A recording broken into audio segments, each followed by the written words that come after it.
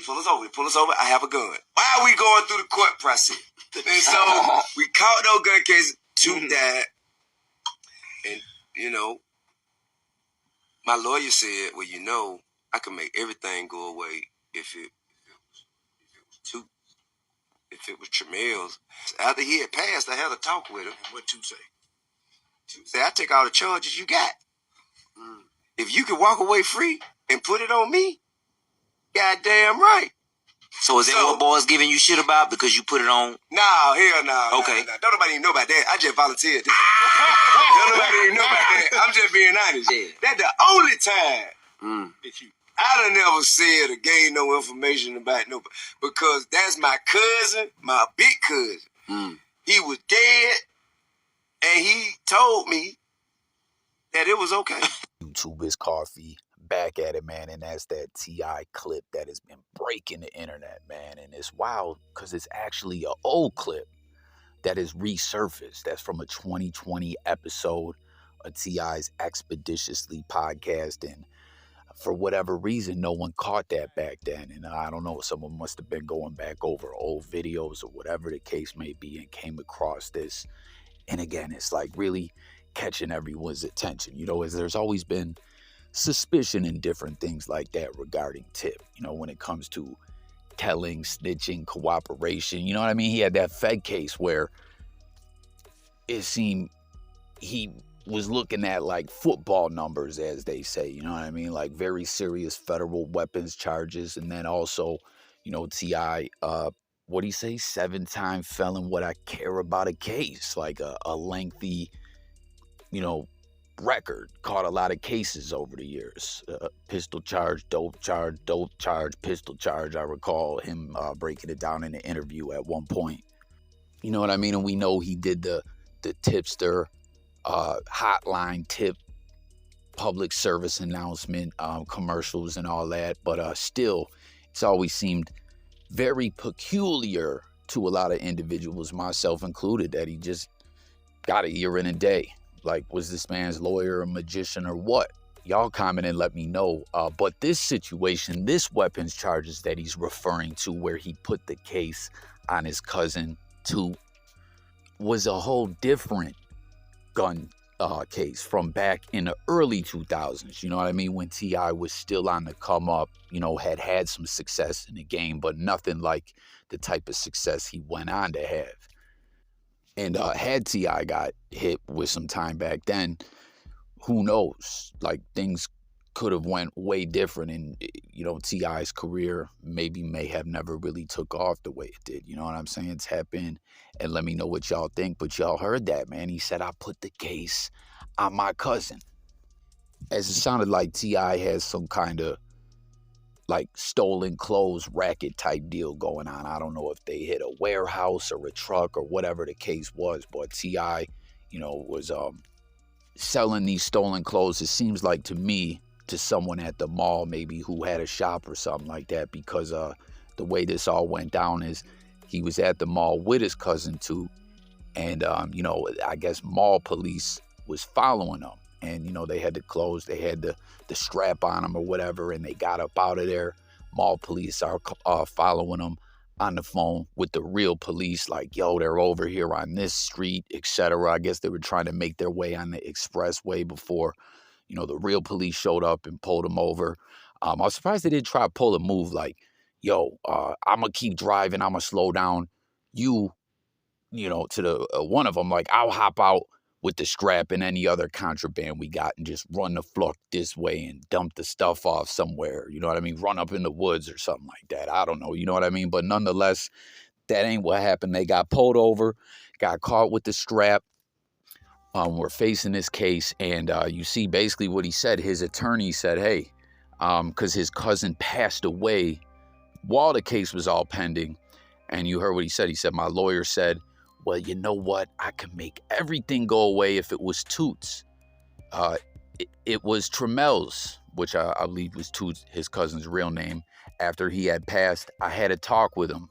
I'll take all the charges you got if you can walk away free and put it on me. Goddamn right. And he jokes around because he says, because they can't extradite me from the afterlife. You know what I mean? So I don't know. Like, what do y'all think about that? Do you consider that to be snitching, or do you think, like, oh, his cousin was deceased, no harm? Do you think that's foul, that's flucked up, disrespectful to his cousin's memory?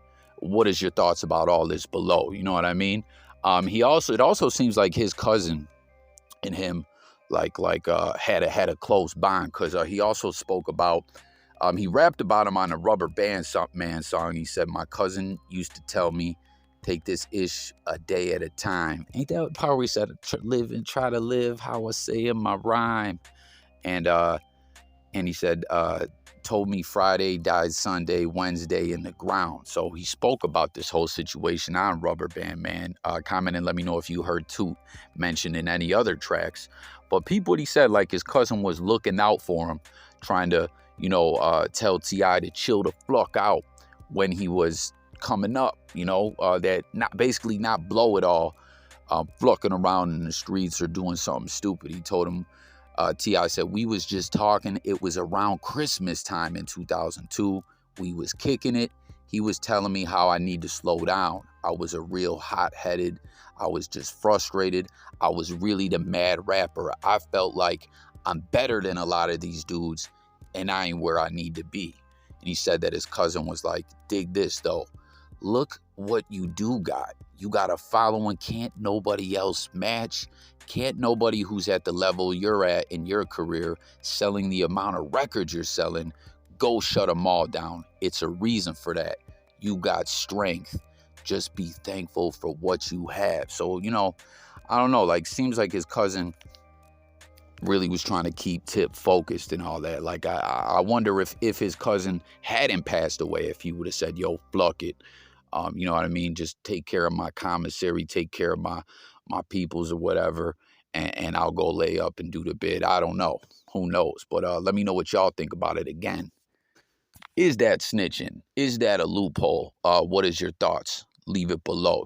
As I always share too, when these kind of conversations come up, in the blogosphere here, right? You got hip hop, you got the entertainment world, you know what I mean? You got the internet. Like, it's a lot of different worlds overlapping and intersecting is the way I put it. And, a lot of times motherfuckers forget a lot of rappers, it ain't really cut from that cloth or come from that street life. You know what I mean? Some of them, it's just an image. As we know, image is everything. And some snitching allegations or whatever could really be a career ender, I don't know, since the whole thing happened with 6ix9ine and all that and whatnot, like a lot of people's, we've seen say things like, I don't care about all that street ish or whatever. Like, keeping it a buck with y'all, I always say when this ish comes up, Jay Coffee Talks a nerd, a square, a family guy. I don't go by no street codes, you know what I mean? I'm a fucking internet nerd, you know what I mean? I just tap into the content that I fuck with. I'm a fan of the music. But T.I. has always been very adamant that he really is that dude and really comes from that life. You know what I'm saying? Really seemed to be hot-headed and have a temper. Y'all remember that whole situation when he ran up on Floyd? That was crazy, man. Like, yo, he ran up on Floyd like he was just another individual.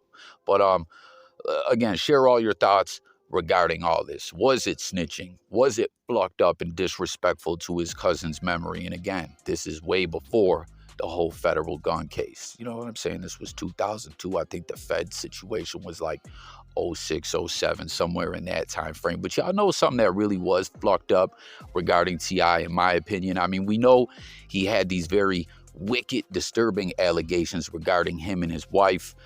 T.I., was always saying, nah, man, that was some BS manufactured by individuals trying to assassinate my character and shake me down for some money. They lying. And it's wild, too, that situation kind of seems to have died off and not really be spoke of anymore. I don't know what exactly happened with that. Y'all can comment. But prior to that, he had a couple other civil situations where he was being sued. You know what I mean? And one of the situations was a crypto pump and dump scam. But in that situation, I don't know, like, there was a lot of celebrities involved and whatnot. And, I think Kevin hired a whole bunch of cats were involved in that. And, you know, T.I. really could have been finessed, you know what I'm saying, and just paid to do promo for the crypto, and it was a scam all along. He could have known. I don't know.